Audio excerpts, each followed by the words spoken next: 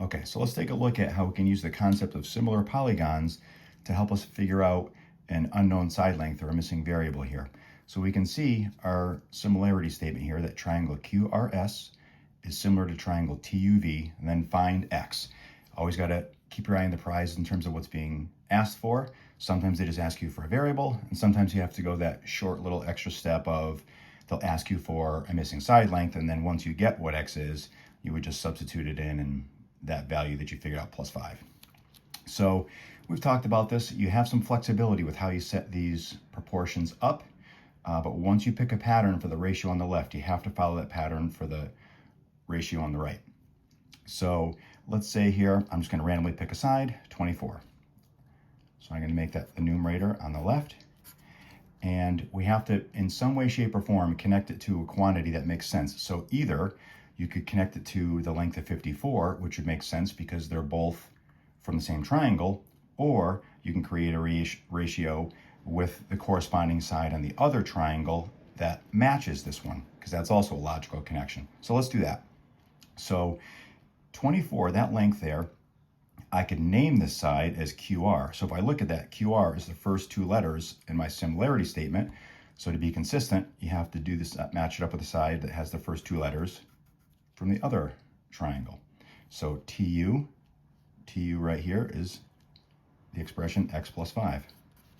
And that's going to be equal to the other ratio that we set up.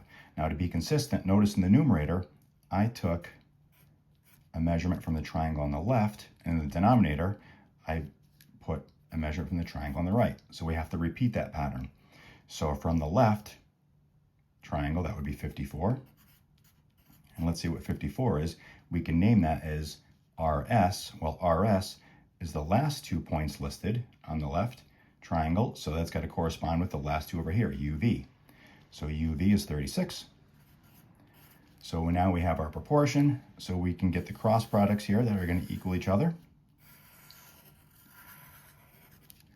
So the product of 24 times 36 is going to equal the other cross product of 54 times the quantity, X plus 5.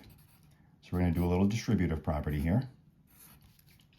So 24 times 36 is 864. And when we distribute here, 54 times X is 54X. And then 54 times 5 is 270. So at this point, it's a pretty straightforward algebra equation. Subtract 270 from both sides.